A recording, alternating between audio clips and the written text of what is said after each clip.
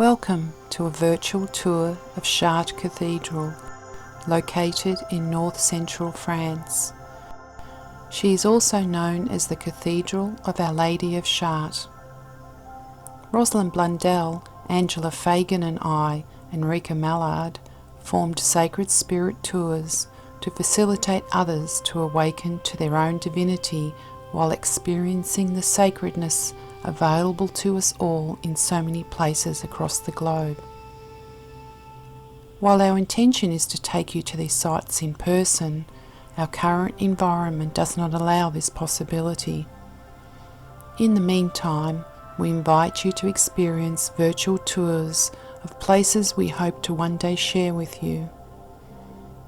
We hope you enjoy this episode where we walk you through this magnificent cathedral built on at least 5 other cathedrals and many sacred sites dating back approximately 2,000 years.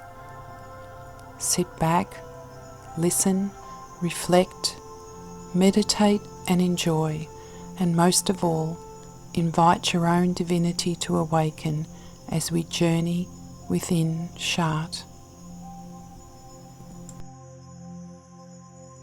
Welcome to Chartres Cathedral.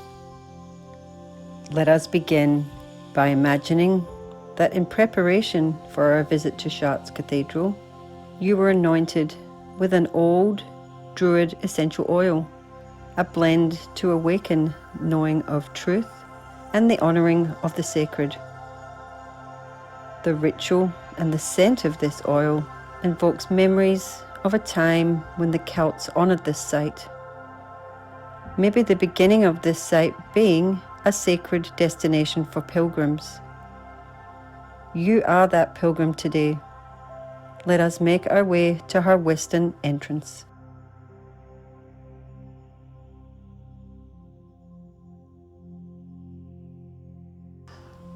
As we stand in front of the grand lady that radiates history and has stories to tell, we notice that we are standing in the western entrance in front of the royal portal. This is a 12th century part of the building, and looking up we see the Romanesque statues in the tradition of rigid, elongated shaped figures. My favourite is the woman standing, and she is called the Woman of Judea, and for some she is the representation of the Queen of Sheba. There are 3 doors. The right door shows scenes of the descent of Christ into our world, the left his ascension, and the middle is his second coming. So here we have the birth, the death, and the incarnation. There are over 200 sculptures on this frieze demonstrating the story, and on the left door it shows the labours of the months. Can you see January? With the 2 heads, he is symbolising the new and the old year. The rest of the church is Gothic architecture and is from the 13th century. Later you will notice the north entrance porch or door. Take a look at the second figure. Another favourite of mine, it is Abraham holding his son Isaac tenderly on his face. They are both in profile and they are looking up at something. Some say they're looking at God through the third eye. Isaac's feet are tied, and as the story says, he is ready to be sacrificed. There have been 5 versions of church on this site, and before that a Roman built temples, and before that the Celts made it a very sacred place in their history.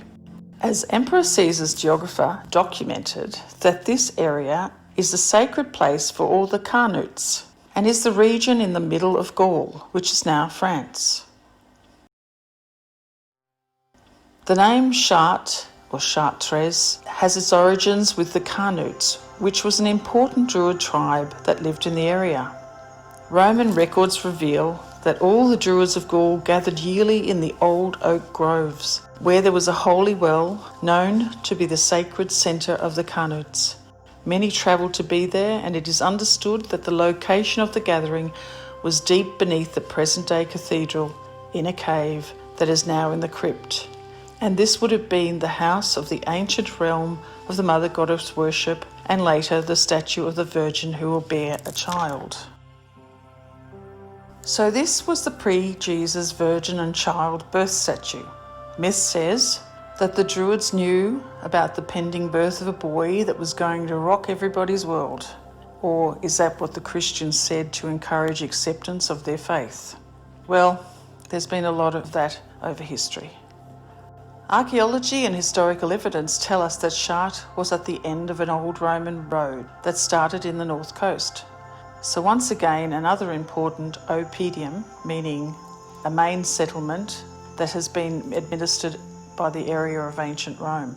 And as the Celts had already been masterful at land navigation, forged original cultures, ran rich settlements, unified their dynasties, the Romans just needed to take over and add to an already well-established, organised settlement. So it was most likely that the ancient Chartres area had been a type of sacred area for pilgrimage for an exceedingly long time, and perhaps was the site of the first church in the 4th century Common Era. As the guidebook of Chartres Cathedral writes in the biography of Belair, written in the 6th century, it says that the holy man was kneeling before an altar of the Blessed Virgin Mary, and I add in Black Madonna or Goddess, and from then it was assumed that the Mary's presence at Chartres had been there for a long time. Or perhaps the ancients had been worshipping the sacred women, for example Isis and Cybele, and for the Celts their female forests and water deities for a long time at Chartres. But perhaps they never even stopped. Oh yes, I haven't even mentioned that Chartres was an important site to the Knights Templars, who were totally devoted to Mary, but for now that will have to wait until we meet again. For now, let us move past our brief history lesson to the true gift that is Chartres.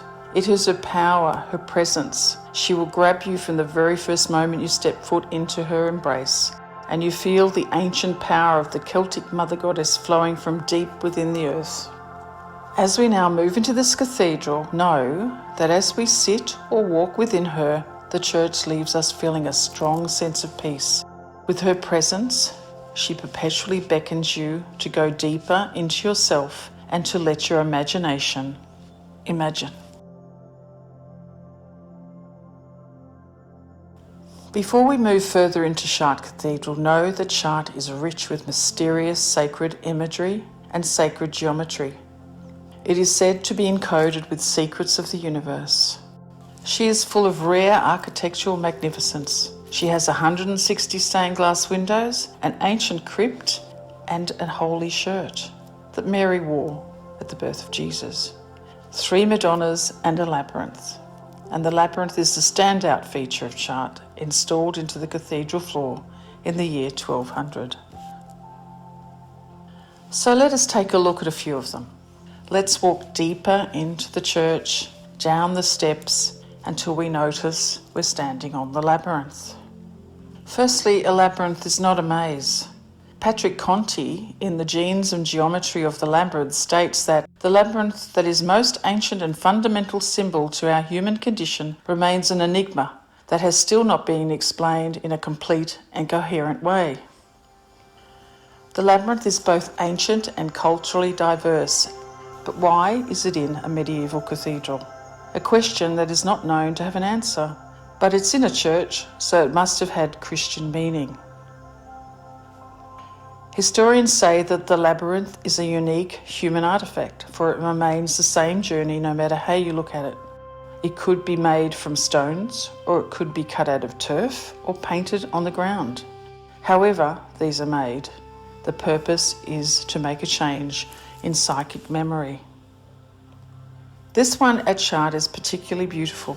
It is not an unusual pattern, nor is it unique to Chartres, but where they placed it and the pattern formed must have some special meaning. The number of rings and the petals have had mathematicians calculating its meaning for centuries. Many authors say that it is the journey between birth and death. Our local guide informed us that the rose window in the west, if it's laid upon the nave floor, the labyrinth would sit exactly in the centre of the 6-petalled rose in the middle of the labyrinth. A wonderful feat of mathematics for their day. Others say this joining of the centre of the labyrinth to the rose window reflects resurrection, the rising of our infinite and divine nature. Now it's time for you to experience the labyrinth for yourself.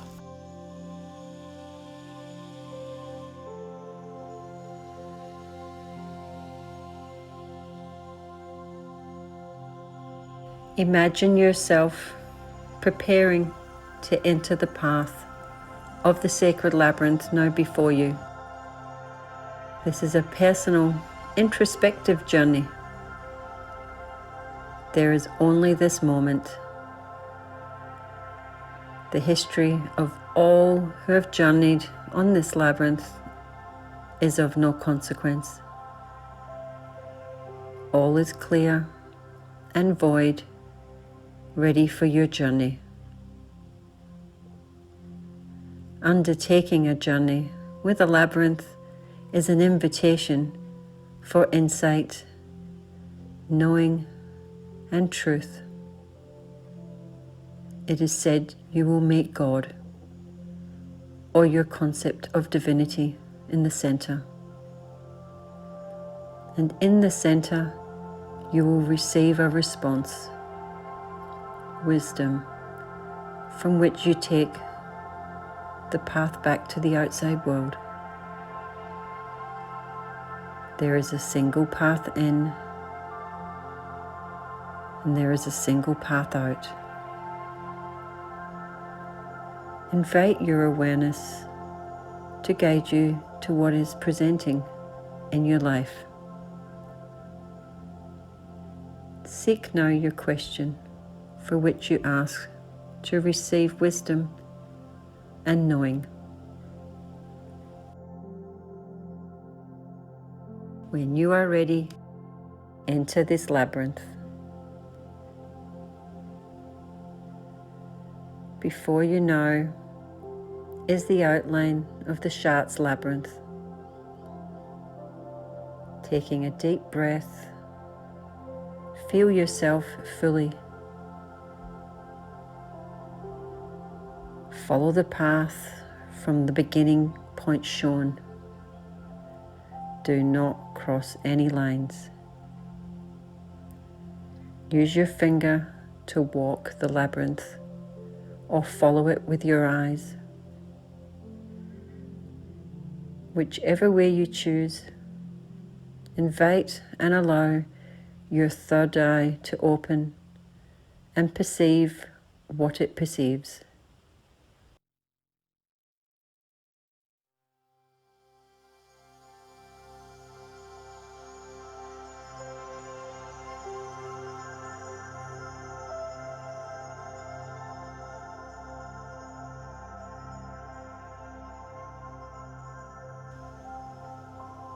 You may choose to press pause on this screening to give you the time and space you need to undertake your journey. Be there as long as you need. Know that what unfolds is the communion of you with divinity.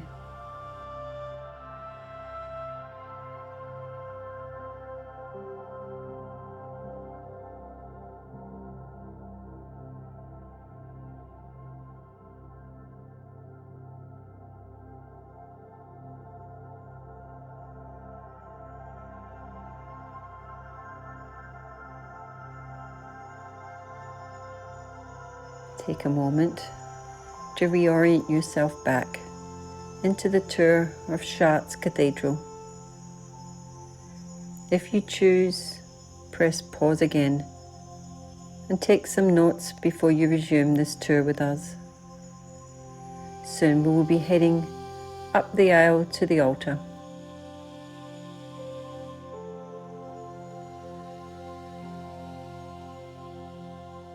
Look up, having emerged from the labyrinth.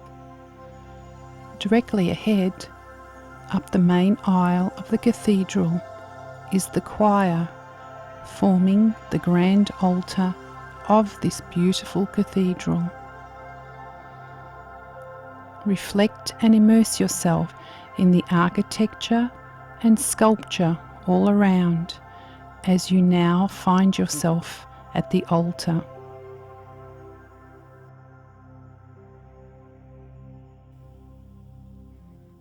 Let us now head to the left, behind the choir screen.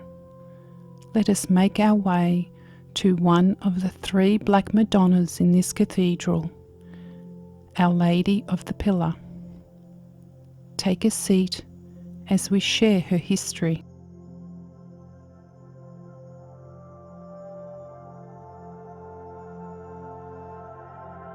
Our Lady of the Pillar, the Black Virgin, is the Black Madonna located in the upper part of the cathedral to the left gallery, and she dates from 1508 Common Era.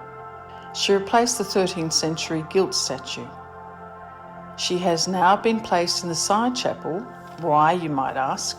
Because before that she was at the front, and many people came to kneel in front of her, and this caused the priest to get upset.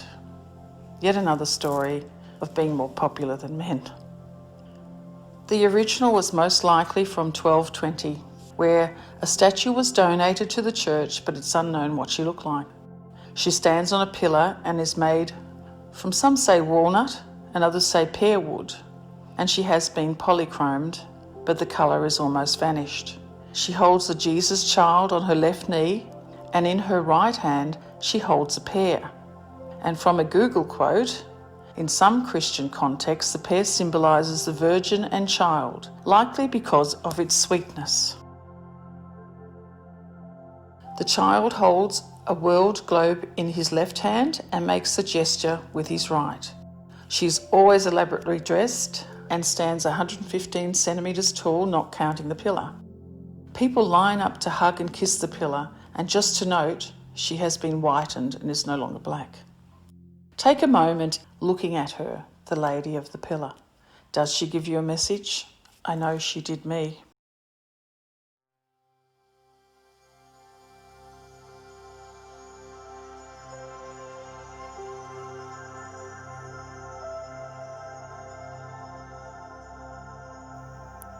Do not rush away. Take this moment to pause in communion with this Divine Mother. We are in a time awakening the feminine within all people.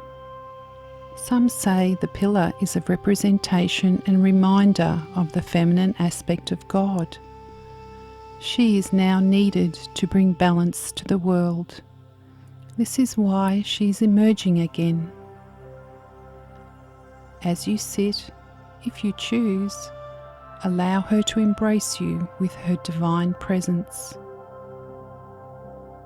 Feel yourself letting go of the outside world as you recognize the familiarity of divinity not separate from you. Let go of anything that no longer serves you. Surrender it within this divine healing energy, knowing that it will all dissolve in love. Can you observe what you are letting go? Be gentle with yourself as you allow more and more to release within this divine energy. Know that as you allow this letting go, you drop what clouds you from being you.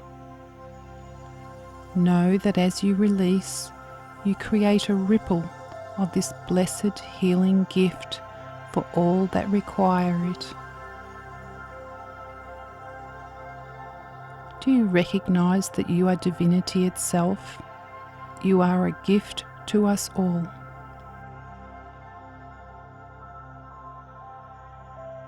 Do you have a message to offer to humanity? Allow it to flow and be received by all.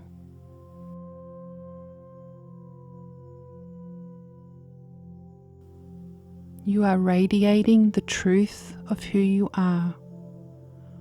All notice your heartfelt gratitude and continued divine glow, as again you find yourself sitting in the pew before Our Lady of the Pillar. Embrace this radiance as you now stand and venture towards the Chapel of Martyrs, where you will find the Sancta Camicia, the holy shirt of Mary. Commune in divinity.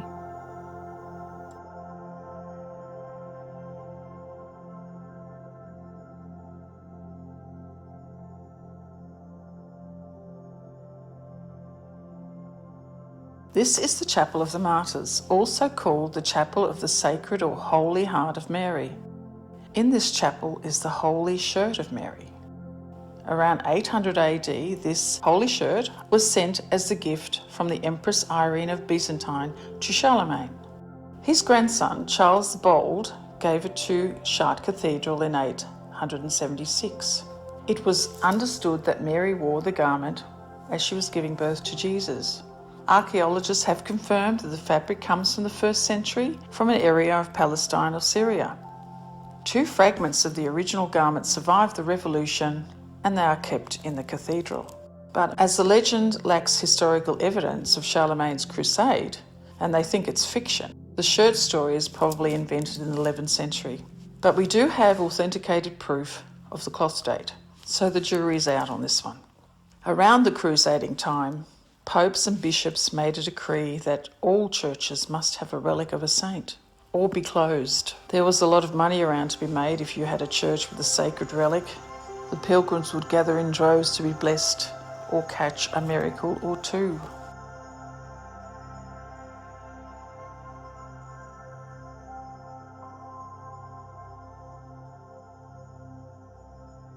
Let us ponder on this holy shirt a while. While there is uncertainty around its origin, what is clear is the perpetual pilgrimage to be present with what is believed to be a relic of Mary. What I know is that when we seek a place to connect with divinity, an opening is created. It is not unique to this place we find ourselves in.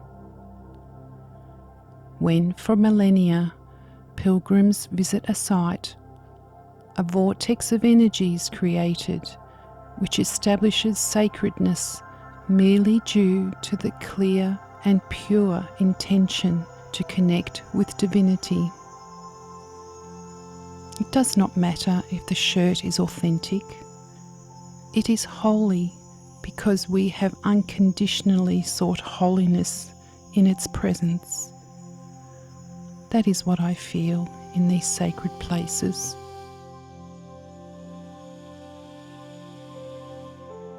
Let us now return to the choir altar. On your way back, take some time to view the 16th century Gothic choir screens. It carries 40 frames of details of the life of the Great Virgin and her Son. This should be read from south side to the north side. Especially interesting is the ritual of the circumcision of Jesus. When you find yourself back at the choir altar, look up to the right.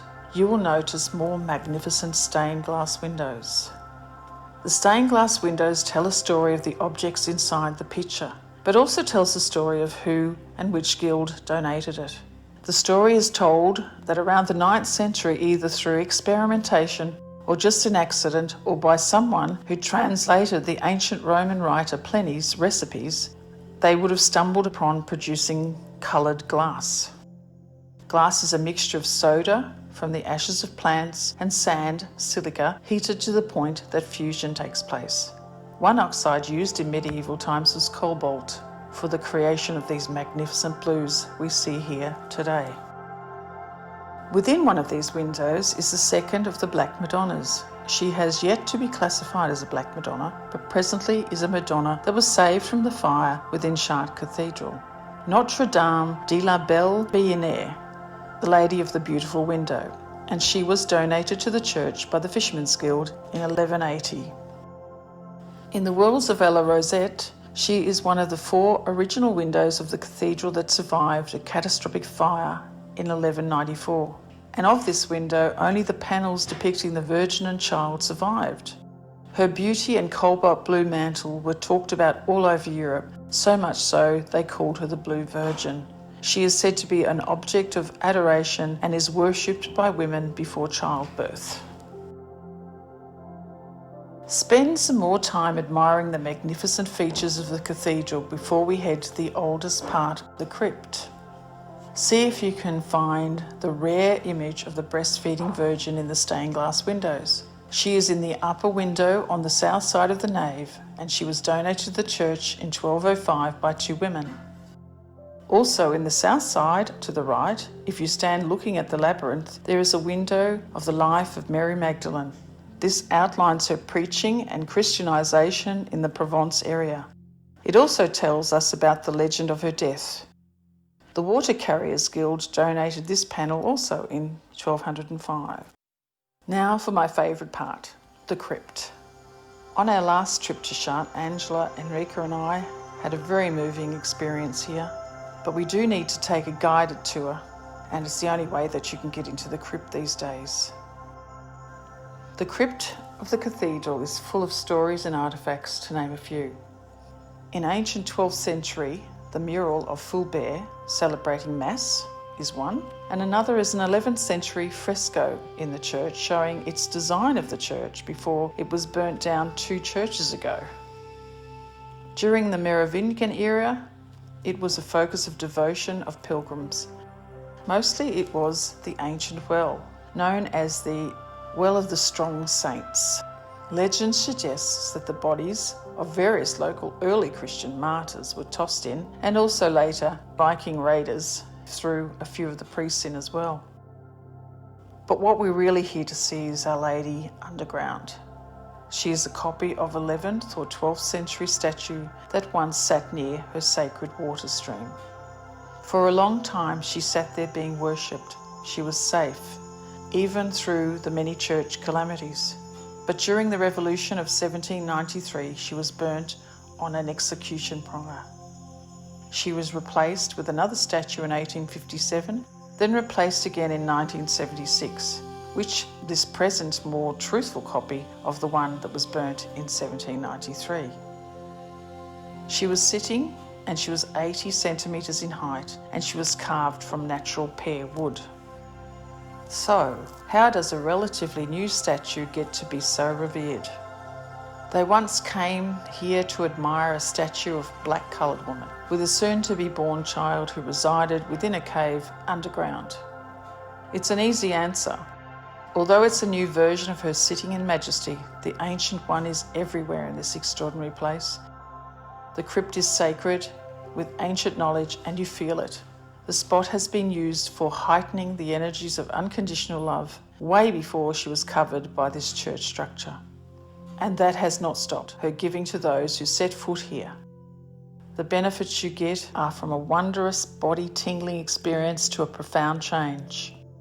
So now, take a seat in one of the side chapels and listen to the voice of the sacred place.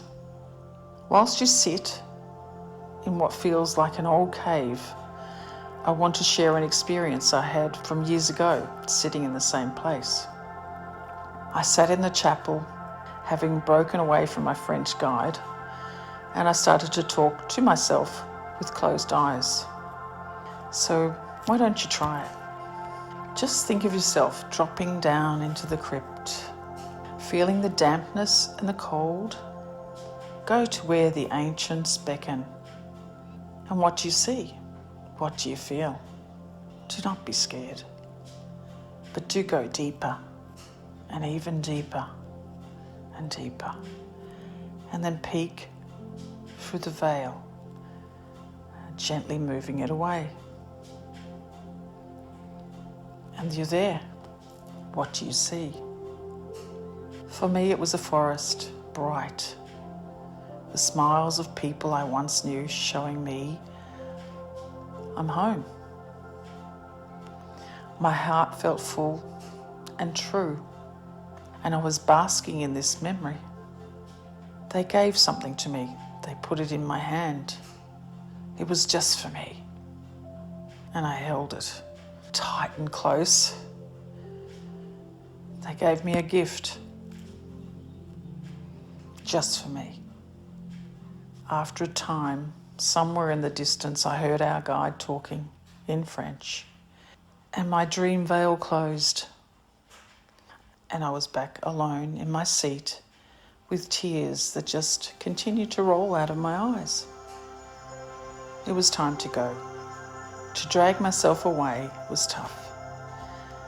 And clutching my gift, I went up the stairs, out of the crypt, into the sunshine and the street. My gift was a slither of wood. What was yours?